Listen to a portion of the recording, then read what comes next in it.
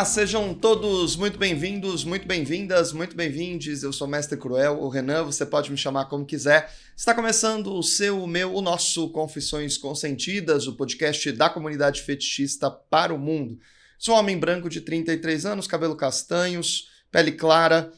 Estou usando hoje uma jaqueta com uns patchworks de cor, assim, com algumas cores. Tem verde, tem marrom, tem vermelho, tem marrom claro. Belíssimo, por sinal. E nós estamos hoje aqui na frente deste querido maravilhoso, que está aqui também há muito tempo para vir, estava demorando para vir, mas por questões de agenda. Verdade. Asgard está aqui, seja muito bem-vindo, querido. Obrigado, Cruel. É um prazer enorme estar aqui com você. Obrigado pelo convite e estamos aí. Bora bater um papo. Vou pedir para você lá. começar descrevendo quem é a sua pessoa, para a galera que está ouvindo no carro e não sabe quem é o Asgard, para quem não pode nos assistir porque tem alguma deficiência visual, alguma coisa do tipo, entender quem nós somos, e aí a gente começa o nosso bate-papo a partir daí. Tá bom. Eu sou um homem pardo, 58 anos, cabelos brancos, barba quase totalmente branca. Hoje eu estou com um pretinho básico, camiseta, camisa, calça, meia, tênis, todinho branco. Veio direto do trabalho. Vim direto do trabalho, mas estamos aí, é isso. Querido, nossa pergunta disparadora para todo mundo, sempre igual, é o que eu leria se eu jogasse o seu nome no Wikipedia? E com isso eu quero saber onde você nasceu, como é que você era quando era criança, era adolescente, que momento o fetichismo entra na sua vida, quais os caminhos que te trouxeram a chegar e sentar aqui nessa cadeira hoje. Vamos lá. Eu acho que eu sou uma pessoa resiliente, que acredita nas pessoas e muitas vezes quebra a cara por acreditar demais em quem não deveria. Eu nasci no interior de São Paulo, em Atibaia. Minha vida praticamente foi toda lá. Morei no sul, morei em Balneário Camboriú 2 vezes. Em Atibaia eu me casei, eu já estou no 3º casamento. Tenho 2 filhos do primeiro casamento, que hoje também estão casados, inclusive serei vovô. Olha só, parabéns! Serei vovô, o meu primeiro netinho está para nascer no final de junho. Então, a minha vida toda, basicamente, tirando essas minhas 2 idas a Balneário Camboriú, foi toda em São Paulo, mas eu sou natural de Atibaia. Em Balneário você foi trabalho ou foi para Não, meu pai, na época, era vivo, morava lá. Meu pai tem uma empresa lá de sopas, né? Então ele produz sopas no fundo do sobrado onde ele mora, uma fábrica de sopas, e eu, na época, eu fui para trabalhar junto com ele. Bacana, legal. E que bom, você, né, já é vovô, já tem uma história, tem alguns anos a mais do que eu, uns 3 ou 4. Isso. Como é que você encontra, como é que o fetichismo entra na sua vida, como é que isso acontece? Na minha infância, eu sempre me lembro de sempre querer brincadeiras onde as outras pessoas sofriam algum tipo de dor ou de dano, alguma coisa nesse sentido. Então, brincadeiras como pega-pega, polícia e ladrão, sabe? Adorava dar beliscão, mordidinhas aqui e ali. Então, isso sempre me acompanhou. Quando eu via alguém tropeçando na rua, aquele primeiro momento, você dá risada, mas depois, sabe, aquilo começa a vir um sentimento um pouco diferente. E isso me permeou toda a minha infância, adolescência, juventude e tudo mais, e ficou mais forte quando eu me casei com a mãe dos meus filhos. E em 2003 eu descobri que tudo aquilo que eu sentia tinha nome e que tinham outras pessoas que curtiam a mesma coisa que eu. Mas você teve DSs, é isso? Eu tive pouquíssimas DS ao longo da minha história. Eu entrei em 2003, fiquei através do bate-papo do UOL. Bate-papo do UOL! Pois é. Foi lá que eu comecei. Na época, listas de discussão por e-mail do Yahoo. Essa daí eu já não peguei. Peguei muito listas de discussão do Yahoo, peguei Orkut no comecinho, peguei Facebook no comecinho, MSN. Esses todos eu também. ICQ, usei muito ICQ. Tinha um tal de NetQI, Eu não sei como é que se pronuncia, mas era como ele apresentava na época, né? A gente Uhum. não tinha smartphone, era tudo no desktop. Então, foi aí que eu comecei. Então, em 2003 eu conheci tudo isso, fiquei durante 3 anos no virtual, em lista de discussão, batendo papo com gente. Em 2006 eu fui para o real, no... era um clube que chamava Clube Domina. Ficava no Paraíso, na Casa Amarela. Então foi em fevereiro de 2006 a minha estreia no mundo real do BDSM. Uhum. E aí eu me encontrei, fui fazendo, ao longo do tempo, fui construindo amizades e a coisa fluiu naturalmente. E o Asgard surge quando? A ideia do nome. O nome, quando eu comecei a frequentar as salas, lá em 2003. Na minha busca, porque Asgard não é um nome pessoal, é um local, né? Se a gente for buscar, eu sempre gostei muito de mitologia. E principalmente mitologia egípcia. E na época tinha um seriado chamado Stargate. Eu fui assistir o filme e depois eles fizeram uma série que tiveram 10 temporadas. E quando eu estava procurando um nome, o Asgard sempre me voltava à mente. Eu olhava os nomes dos personagens, mas quando eu me via, eu me pegava, o Asgard estava ali forte. Aí depois do terceiro dia buscando um nome, e o Asgard sempre batendo ali na porta, eu entendi que deveria ser e acabei adotando o nome de Sr. Asgard. E você começa a entender as suas práticas dentro dessas listas, mas quais práticas começam a aparecer mais latentemente, ou que veio sendo construído ao longo do caminho? Você é um dominador super sádico, tal como eu, que adora um spanking. Imagina, só um pouquinho. Lembro da nossa noite Double Top, no Love Knox, no Love Knox e também no... Ai, meu Deus no do The céu. Office em No The Curitiba. Office, perdão. No The Office Sim. em Curitiba. O famoso Papai Noel me bateu. Papai Noel me bateu. A gente foi para Curitiba em 2025 Sim. e a gente foi lá no The Office, que por sinal, se você é de Curitiba ou tá passando por Curitiba, dá uma seguida lá no The Office, que é uma casa super legal. E aí virou parecer que a gente era estrangeiro, né? Porque Sim. todo mundo comendo, não, vamos lá porque vai ter o pessoal de São Paulo. Eu achei isso muito maravilhoso. Sim. E a gente fez um show lá, basicamente. Pois é, foi uma coisa muito... foi uma coisa assim, muito, assim, no improviso, né? Sim. E de repente tá você com a Lu lá brincando no cavalete e você olha pra mim, vem. Eu fui, acho que eu dei uma chibatada nela, ela... Papai Noel me bateu! Foi muito bacana. Quase morri nesse dia. Foi muito gostoso. Eu gostei que depois você incorporou o espírito de Papai Noel do BDSM e fez uma performance lá no Dominatrix. Sim, na festa da Lola. Foi. Foi na festa da Lola. Mas voltando à pergunta, essas práticas, como é que elas surgem na sua vida? No sentido de entender mesmo que você gostava disso. É engraçado que quando eu comecei a frequentar o Clube Domina, eu era mais bondagista do que sádico. Eu já tinha aquela veia sádica, mas eu brincava mais com cordas do que com spanking.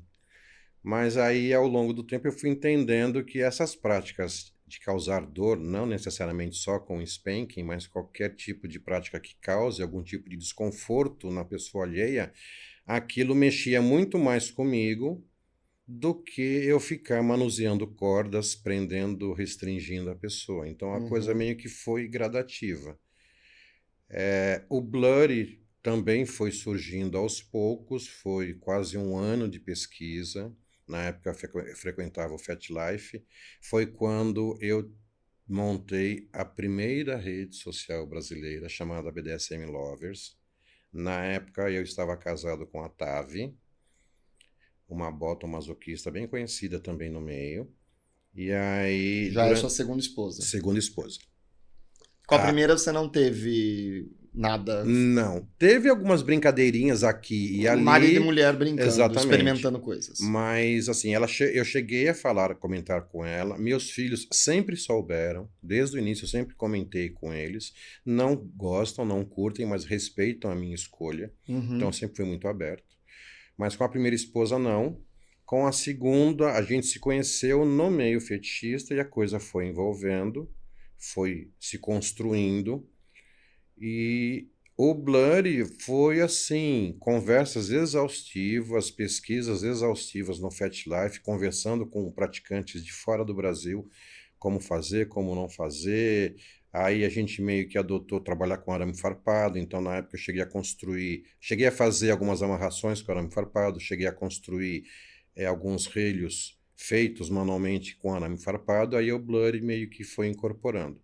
E as práticas aos poucos foram surgindo. Eu olhava uma coisinha ali, agulhas da mesma forma. Então as coisas meio que foram acontecendo de forma natural. Mas dentre todas as práticas, a que realmente sempre esteve em evidência e se destacou mais foi o spanking, né? O impact play hoje em dia, seja com mão, seja com acessórios, que para mim tudo é spanking. Independente de ser com mão, se ser com acessórios, Eu eles adoro fazem. essa discussão semântica do impact play spanking. Até onde eu sei, o spanking é com mãos e o impact são com acessórios que não mãos. Uhum. Para mim é tudo a mesma coisa, eu entendo que tudo é spanking, então às vezes eu falo spank, às vezes eu falo impact play, depende muito do momento. Eu entendo um pouco que eu acho que a gente acaba não traduzindo os termos, Sim. e aí eu acho que acabou se adotando um pouco mais recentemente a questão do impact, porque a palavra spanking é muito parecido com uma outra palavra em português, que não é aquilo que se trata a prática do spanking, né? Porque e eu acho isso importante, a gente sempre que tem a oportunidade de falar sobre isso, que é ninguém sai dando bicuda em cachorro na rua, ou se encontra alguém no meio do metrô e dá um tapão na cara dela. Tudo tá dentro de um contexto erótico, sexual, Sim. sensual e de busca de prazer. Exatamente. Tanto no prazer em causar, quanto no prazer em receber. Sim. Que as pessoas acham que tem isso. Assim, eu vejo muito, vou subir um pouquinho aqui que eu tô quase caindo, eu vejo muito esse debate acontecendo, muito uma questão semântica mesmo. De que, impact, porque impact lembra impacto e não spanking lembra espancamento ou coisas do tipo.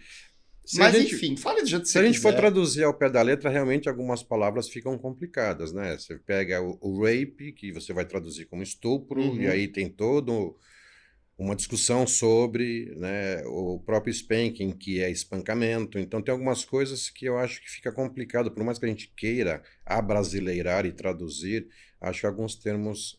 esses dias eu fui corrigido nas redes, porque eu não podia falar que eu estava fazendo spanking, porque eu estava usando um flogging, e aí eu tinha que falar que eu estava fazendo flogging. Então, são os preciosismos que eu acho maravilhoso. Vão criando categorias e subcategorias e subcategorias. Então, ele é uma coisa que eu falo, às vezes as pessoas preferem complicar do que simplificar. Né? Tudo bem, você está fazendo uma prática com flogger. Eu até entendo o flogging, o whipping.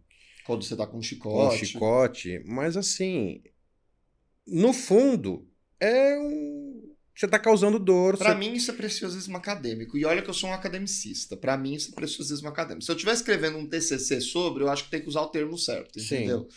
Mas é isso. Você quer falar que gosta de apanhar, tá tudo certo. Falar que gosta de bater, tá tudo bem também. Sim.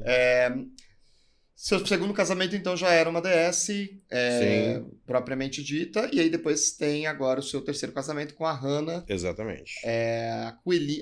Esquilinha. Foi Coelhinha, é outra pessoa. Esquilinha. Com a Esquilinha, que a gente fez a nossa cena de Double Top.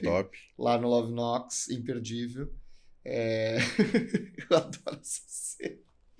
Porque a Hannah é a pessoa que mais pediu divórcio pra você na história da humanidade. Eu tenho até uma camiseta do Kink Gran, na boa, eu quero divórcio. Como é que é? Conta pouco pra quem nunca viu uma cena sua, da onde vem essa história do divórcio, que eu acho ótimo, e aí eu vou contar o que ela disse pra mim, afinal de contas ela não podia pedir divórcio pra mim. Cara, o lance do divórcio foi muito espontâneo, as nossas cenas sempre foram assim, nunca foram engessadas, nunca teve aquela coisa extremamente litúrgica. Eu já fui muito litúrgico no início, hoje em dia, quem vê uma cena minha hoje e lembra e viu uma cena minha lá atrás, não diz que é a mesma pessoa, eu mudei muito. Eu também. E a Hannah, assim, sabe, bateu. O jeito dela com o meu jeito na cena, ela é muito extrovertida, ela é muito brincalhona, ela se mexe bastante, pula, esperneia. E a coisa foi surgindo naturalmente e aquilo foi meio que como um combustível para mim, né? E ela, quando ela apanha, por mais que ela goste, ela fica puta quando ela apanha. Então, aí, assim, acho que para extravasar, ela começa a me xingar, né? Então, eu te odeio, eu não te amo mais, eu vou embora, eu quero ir para casa do meu pai. E numa dessas, ela soltou, na boa, eu quero divórcio. E aí, o pessoal que estava ao redor, todo mundo veio abaixo e começou a rir. Uhum. E meio que virou quase que um jargão. Quando a gente vai fazer cena pública, as pessoas assim, pede divórcio, pede Tem que divórcio. bater até pedir E divórcio. quando ela pede, o pessoal bate palmas e festeja. Então foi É uma tipo a coisa. G, né? Que tem que bater, a G Até tem que quebrar o até quebrar instrumento. alguma coisa, né? É bem isso. É bem isso. E aí a gente fez o double top e no meio ela pediu o divórcio e aí depois Foi. ela falou assim, acabou a amizade. Inclusive, eu tô te devendo uma camisa assim, Tem né? que Com ter essa um acabou a fase. O amizade, muito Acabou a bom. Tem só as Amizade. camisas do Kinkgram, que também a gente vai falar um pouquinho. Mas antes da gente chegar lá, eu quero saber um pouco mais. Você falou um pouco da sua adolescência, infância, mas como é que é o Asgard também nesse mundo baunilha, o Fernando? Como é que você faz da vida? Você tem filhos e como é que você concilia esses dois mundos? Eu tenho 2 filhos, né? Do primeiro casamento, um casal, que ambos estão casados, e o meu filho, a minha nora, tá esperando o primeiro menino, o Uhum. primeiro bebê, então por isso, vovô Asgard. A minha Aí, Lu, tá filha. vendo? Agora pode chamar mesmo de vovô, não tem problema. A minha filha tá casada também, mas ainda não tem filhos, mas provavelmente logo vem. Vem aí. Logo vem aí. Mas assim, eu sempre fui muito transparente, principalmente com os meus filhos, né? Eu não sou o tipo de pessoa que sai falando aos 4 ventos o que eu gosto, o que eu pratico. Mas se me perguntam, eu não escondo.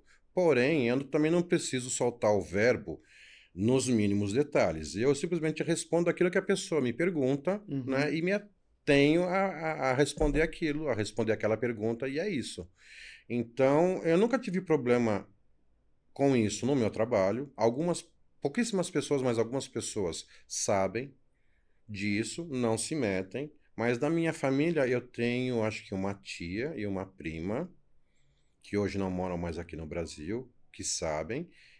Eu tenho os meus filhos, alguns amigos próximos que dividiam um apartamento comigo antes de eu ter conhecido a Hannah, e no começo da minha relação com a Hannah, eu e mais 2 pessoas no mesmo apartamento, cada um com seu quarto, com sua suíte e tudo mais. Então, algumas pessoas próximas sabem, mas assim, essas que sabem nunca interferiram, muito pelo contrário, sempre apoiaram, nunca tive nenhum tipo de problema, nunca sofri nenhum tipo de preconceito por ser quem sou. Uhum. Ah, que bom. Você e a Hannah começaram numa DS, mas hoje em dia não se configura mais. Sim, Existe um texto no seu Instagram sobre isso que ninguém exatamente. lê. Ah, óbvio, mas tá fixado, né? Então vou te dar a oportunidade de contar esse fixado aqui para a nossa audiência, porque quem sabe às vezes o audiolivro funciona melhor Sim, para quem sim, chega e sim. pergunta como é que isso começa, como é que isso se desenrola e da onde vem essa mudança de É paradigmas. muito engraçado porque a gente sempre fala, quando as pessoas perguntam, que era para ser só uma ficada. E eu comecei a conversar com ela. Eu abri uma caixinha na época de pandemia, o final de pandemia, se não me engano, em maio de. Maio de 2000 e agora? Pandemia 2020, maio de 2021 foi É, a primeira descida ali que as eu acho pessoas. que foi maio de 2000, maio de 2021. Eu abri uma caixinha, ela mandou uma pergunta na caixinha, eu dei uma resposta e ela achou que foi uma resposta xoxa, né? Ah, o bratzismo aí, ó. Eu respondi, ela. Aí no final do mês, no dia 26, ela abriu uma caixinha. E aí eu fui lá, respondi a caixinha, ela me deu a contrarresposta. Xoxa. Não, ela caprichou. Tipo assim, você não me quer, agora você vai me querer. Uhum. Né? Então aí ela investiu na resposta, aí eu mandei um áudio, em seguida ela me devolveu um áudio. Aí fomos pro WhatsApp e começamos a conversar no dia seguinte e a coisa foi fluindo. Ela veio pra cá, passou 4 dias aqui. Ah, não morava em São Paulo. Não, na época ela morava em Brasília. ela veio para cá. A princípio era para eu ir para lá, mas aí ela sugeriu que ela viesse para cá porque ela poderia dar um tempo melhor, né? De qualidade. Então ela veio para cá, ficou 4 dias comigo e voltou, só que assim, bateu muito, deu muito certo, encaixou tudo direitinho, tudo perfeitinho, o beijo encaixou, enfim, tudo. Tudo, tudo, tudo, tudo. Desde o momento que eu peguei ela no aeroporto até a hora que ela foi embora. E aí isso que era para ser uma ficada virou uma coisa recorrente. Uma vez por mês ela vinha para São Paulo, passava o final de semana e voltava.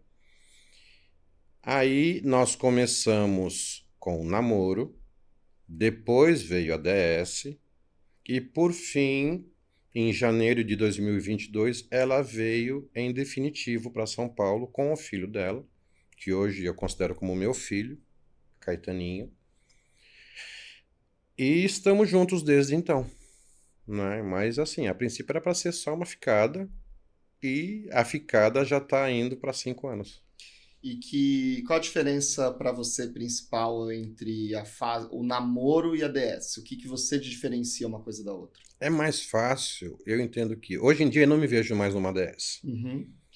Mas eu entendo que uma DS, quando você tem que compartilhar no mesmo ambiente a esposa com filhos e os afazeres da casa, é muito fácil de se perder. E aí, pô, já eu vou ter que chamar de senhor o tempo todo, vou ter que cumprir ordem o tempo todo, vou ter que fazer não sei o quê, ele vai fazer não sei o quê, eu faço não sei o que lá. Eu acho que acaba se misturando muito e a gente acaba se perdendo no processo. E com filho pequeno fica muito mais difícil, né? Então, a DS funciona, mas eu acho que atualmente eu tenho uma visão que ela funciona melhor para um casal que não tem filhos. É muito mais fácil e que não moram juntos. Porque quando você está separado, eu vou para o meu mundinho, ela vai para o mundinho dela, sabe? E aí a gente tem aquele Tem a momento. descompressão, né? Tem aquele momento que a gente se encontra, mas enquanto você está casado ali, frequentando, vendo o outro todo dia, 7 dias por semana, sabe? Tem a conta de luz, a conta de água, Exatamente, o a condomínio, a despenha, o mercado. escola, mercado, sabe? Tem horas que ela olha para mim e quer me xingar para valer, quer brigar comigo, e às vezes eu quero brigar com ela. Então, assim, acaba que a gente entendeu que não fazia mais sentido. E com uma criança pequena em casa, ela até brinca. Eu tenho um dono, tem 10 anos de idade, que é o filho dela. E faz sentido, eu entendo. Então, depois de muita conversa, eu relutei muito no início, mas depois eu entendi que realmente a DS, para nós, pelo nosso contexto, não fazia sentido. Né? Então. Você acha que esses acontecimentos fizeram você ser menos litúrgico? Eu acho que desde que eu a conheci, a tendência a ser menos litúrgico, ela foi bem ascendente. Uhum. E a coisa foi fluindo naturalmente. Na época de pandemia, quando ela vinha para cá, a Sá tinha algumas festas que ela promovia virtualmente, então a gente às vezes apresentava de forma virtual, quer dizer, eu e ela presencial, mais para a câmera, né? Então ela fazia as festas virtuais. Nossa, eu lembro, tinha isso, né, na época da Tinha, pandemia, tinha. eu lembro. Eu fiz uma cena dessas, uma vez no Dominatrix. Ah, é? É, da Sá. Ah, sim, sim. Ela tinha um grupo de discussão e aí Nossa, me veio, eu não lembrava disso. tinham as festas que ela promovia e eu participei de quase todas, inclusive. Sá, um beijo. Eu gravei, não foi no Dominatrix, não, mentira, foi no grupo, fui pro motel, porque não tinha encontro, né? Uhum. Fui pro motel. No caso da Sá, ela promovia as festas e cada um na sua residência abria a câmera ali na hora, com o notebook, com o desktop, e o celular, enfim, e ficava tudo. A gente se reunia no Meeting? Acho que era no Meeting. Acho que era, provavelmente. Né? Agora me fugiu o nome do aplicativo. E aí ela ia passando, e aí tinha algumas cenas que ela convidava algumas pessoas, que num dado momento apresentava, fazia a cena. Eu fiz algumas. Eu fiz uma e uma vez, aí já mais no final já na parte que a gente já estava se encontrando, eu assisti uma da AWAL e do Steel lá no Dominatrix, foi por isso que eu confundi. Mas eu fiz uma no motel. Fui lá no Overnight, aqui na Barra Funda, e conheço. fiz. Nossa, eu esqueci completamente desse fato. A pandemia às vezes passa por um Nossa, momento. a pandemia foi uma época muito difícil, né? Foi bem difícil. Redes sociais, BDSM Lover, veio da onde veio essa vontade de fazer, o que deu certo, o que deu errado e como é que isso chega no Kinkgram? A BDSM Lover surgiu na época que eu estava casado com a Tavi. Eu e ela somos os fundadores, os únicos fundadores, embora tenham surgido algumas pessoas se dizendo cofundadores, mas não, era eu e a Tavi. Gostamos de polêmicas, é isso aí. Olha o corte aí, hein, Centauro. E aí ela tinha muitas ideias e eu sou de TI, né? Então eu cuidava da parte de hospedagem, plataforma e buscava todas as ferramentas e com as ideias as coisas foram surgindo e aí a gente foi e criamos. Na época o Orkut estava em vias de acabar. As pessoas tinham apenas o FetLife, mas não gostavam porque ele era 100% em inglês. E aí surgiu essa ideia, conversando com ela, de montar a BDSM Lovers. E aí esse projeto durou 3 ou 4 anos. Primeiro teve a rede social, depois teve uma revista e depois teve alguns encontros, né? E aí esse projeto todo durou acho que em torno de 4 anos mais ou menos. E aí o projeto se encerrou, mas sempre em mim ficou aquela, sabe, aquela pulguinha. E ao longo dos anos veio pandemia, passou pandemia, começamos a entrar no ritmo normal e aí cai perfil aqui, cai postagem ali, e o povo reclama disso, reclama daquilo e tal. E como tinha aquela ideia, eu fui internamente amadurecendo, fui buscando ferramentas e tal, até que eu encontrei uma e comecei a construir. Cheguei até a conversar contigo na época, que ainda estava em beta teste. Conversei com o Jeff, conversei com você. A coisa começou a crescer, comecei a testar. Aí o meu perfil caiu de novo. Aí quando o meu perfil anterior caiu, eu acabei me antecipando e lancei ela no dia 1º de fevereiro de 2025. Vai completar um ano agora. Meio que assim, vou lançar e seja o que Deus quiser. E a coisa está gradativamente crescendo. O pessoal que usa tem gostado bastante. Não dá para comparar com o Instagram, com o Facebook, com o FetLife, que tem toda uma estrutura por trás, várias pessoas, uma equipe grande, né? Eu costumo dizer que o Kinkgram tem uma equipe, que basicamente é eu que faço tudo. Eu que cuido da hospedagem, eu que cuido... CEO, CFO, marketing... É tudo. Eu cuido de divulgação no perfil do Kinkgram, no meu perfil pessoal, cuido da rede social, se precisa incluir um módulo, se tem algum problema que eu preciso corrigir. Aí, eventualmente, eu contrato um designer para fazer uma lâmina aqui ou ali, ou então para cuidar um pouco da conta do Kinkgram, mas basicamente a coisa é toda centralizada comigo, eu que faço tudo. Apoio, patrocínio, é tudo comigo. Agora que eu estou terminando, está praticamente pronto. Inclusive está no ar um site específico para patrocínio, onde tem a própria pessoa que tem interesse em ser patrocinador, entra no site, vê as opções, escolhe, já envia os dados, tudo, eu recebo tudo e já disponibilizo. Mas acaba sendo tudo comigo. Inclusive, Confissões Consentidas é patrocinador do Kinkgram. Você pode nos encontrar por lá. Super bacana. Mas o que é para quem ainda não conhece, o que é o Kinkgram? Como é que eu entro no Kinkgram? O que eu vou encontrar lá? Ele é o quê? Ele é um Instagram? Ele é um Facebook? Ele é um Orkut? Ele é um Twitter? Ele é o quê? Eu acho que ele é um combo, né? Ele tem um pouco de cada coisa. Então ele tem os espaços que Ele me lembra muito o Orkut. Os espaços, fazendo uma analogia, é como se fossem as comunidades do Orkut. Ele tem um feed, você pode postar fotos ou você pode participar de debates dentro desses espaços.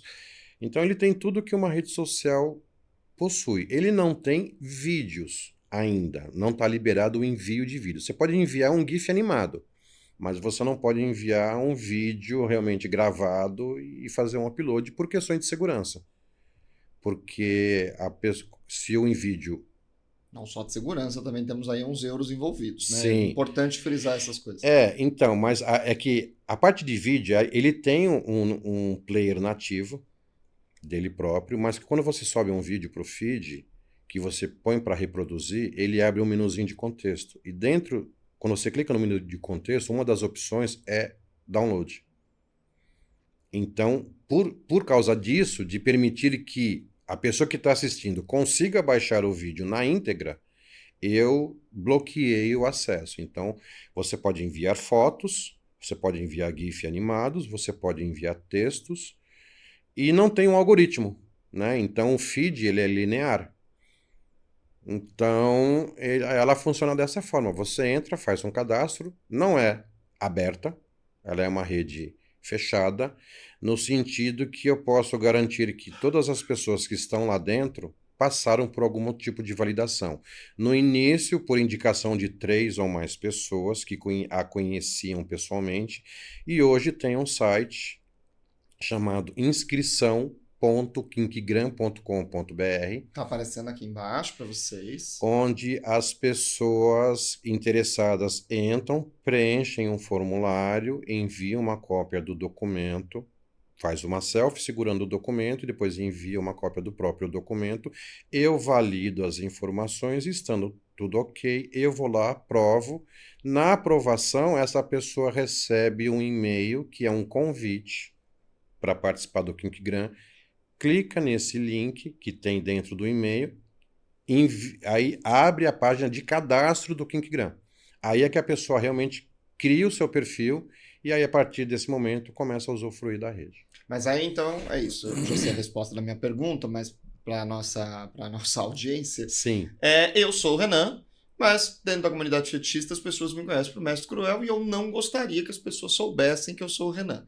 Eu preciso criar essa conta com o meu nome de verdade? Porque, por exemplo, hoje em dia eu sou uma pessoa verificada no Instagram e para eu ser uma pessoa verificada, o meu nome tem que constar lá no feed. Se você entrar lá no Instagram, vai estar lá Mestre Cruel e parênteses o meu nome. Não precisa se identificar com o seu nome real. Eu uso o nome real e os documentos só para validar a inscrição, o interesse da pessoa. Por conta de LGPD e tudo mais, é tudo criptografado, com segurança e tudo mais. Então a pessoa envia essas informações, eu valido, eu sou o único que valida e que envia convites. Então eu recebo um e-mail com esse interessado, ou essa interessada, ou esse interessado. Eu recebo esse e-mail, eu olho a foto, olho o que a pessoa preencheu, vejo se existe coerência, se a foto que ela enviou não está com aquelas tarjas pretas para esconder alguma coisa, porque senão não resolve, né? Então eu valido essas informações, uma vez estando tudo ok, eu excluo o e-mail e automaticamente clico no botão aprovar. E aí a pessoa recebe, e aí ela preenche. E dentro de lá ela pode usar, ela não precisa usar o nome verdadeiro dela, nunca é divulgado. Ela não precisa usar a foto de rosto dela. Não precisa usar a foto dela, mas assim, fica a critério de cada um. Tem gente que não coloca foto de perfil, tem gente que acaba colocando a própria foto, ou uma parte do corpo, ou uma figurinha. Então aí varia muito de pessoa para pessoa. Mas não é requisito obrigatório colocar o nome real para as pessoas fazerem associação, nick e nome. O nome é simplesmente, nome e documento é simplesmente uma questão de segurança. Que é isso, pra você não entrar numa rede social e de repente começar a te seguir os Mohammed da vida, lá não tem fake. Não tem fake. E justamente ela é fechada e ela trabalha por convite e eu sou a única pessoa que envia o convite justamente para dar essa garantia para as pessoas. Que quem está lá dentro foi verificado, passou por alguma verificação em algum momento, que alguém, no início, alguém me confirmou, fez uma chamada de vídeo, ou 3 pessoas, não, eu conheço essa pessoa pessoalmente, tudo bem, pode liberar. O que eu confirmei de pessoa para esse Kinkgram... Foi no começo. Porque eu fui um dos primeiros, né, a entrar. E aí depois disso, eu acabei criando esse site para a pessoa fazer a inscrição, Aí ela fez ela vai lá, preenche o formulário e eu recebo tudo automatizado. Eu recebo por e-mail, valido as informações, legal, beleza, tá aprovado. Aí eu vou lá, entro no painel, aprovo a inscrição que está lá pendente, ou se tiver alguma coisa que não tá legal, eu vou lá e reprovo, e aí digo por que foi reprovado. Se precisar fazer o complemento, eu faço um complemento. Já aconteceu, inclusive, de num primeiro momento a pessoa ter sido reprovada por conta de alguma coisa que estava errada, aí ela enviou uma segunda inscrição corretamente, aí realmente eu aprovei, e aí ela participa do Kink Gram. E hoje, janeiro de 2026, que é quando estamos agora gravando esse episódio, o Kink Gram conta com quantas pessoas? 1.252, para ser exato. Você chega a ter uma distribuição geográfica disso ou não? Tá só brasileiros ainda, né? Sim, não, ele é. Não que não possa entrar estrangeiros, mas como você tem que preencher parte de endereço, aí fica um pouco complicado, né? Aí algumas exceções eu acabo criando algumas, dependendo da pessoa, a pessoa me procura na DM, eu acabo dando um jeitinho para poder ter o cadastro dela lá dentro. Mas a ideia é que seja alguma coisa realmente a nível nacional, brasileiro, para brasileiro. E tem bastante, o Brasil inteiro já tá por lá. Sim, tem bastante gente de vários locais, do Então, Oiapoque ao Chuí. Você pode encontrar aí a sua alma gêmea fetichista dentro do Kink Gram. O legal é que ele tem uma ferramenta de busca, tem uma parte lá do menu que chama usuários, que ele te dá ali um cardzinho de cada usuário. E tem ali um mecanismo de busca. Se você digitar qualquer coisa que a pessoa possa ter colocado em qualquer local do perfil, ele acha e ele traz. Então, uma prática, uma hashtag, um fetiche, alguma coisa no nome. Paraná. Se você colocar Paraná, ele acha, ele traz. Qualquer então, pessoa que escreveu no perfil que mora no Paraná. ou que tenha dito no preenchimento do perfil que mora no Paraná, ele consegue fazer esse compilado e aí fazer e trazer a pessoa. Então, o mecanismo de busca é muito bacana, ele funciona, é bem completinho, funciona bem. Exatamente. Querido, bora pro nosso bate-bola, jogo rápido. Vamos lá. A parte que todo mundo teme. Mas tá tudo certo. Deus. Dói só um pouquinho. A Hannah sofre mais. Tadinha, eu só faço carinho. Só carinho, poxa. Vamos começar com uma cor. Preto. Um sonho. Um sonho? Um sonho. Nossa, eu não estava esperando por isso. A gente vai, assim, da cor pra filosofia pura. Meu Deus, um sonho. Cara, eu acho que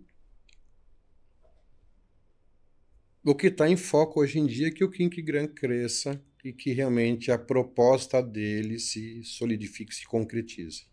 Um medo.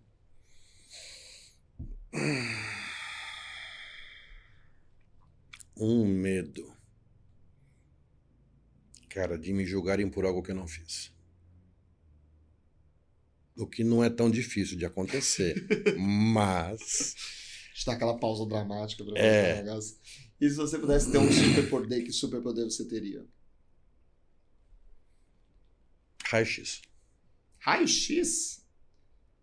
Mas raio-X ou ver as pessoas peladas? Não, eu já passei dessa fase. 58 anos... No sentido de ver por trás da parede? Sim, sim. Tá. Sim. Não, era essa a minha dúvida. No sentido sim.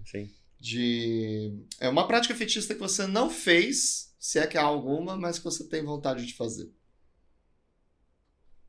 Fisting anal. Não creio.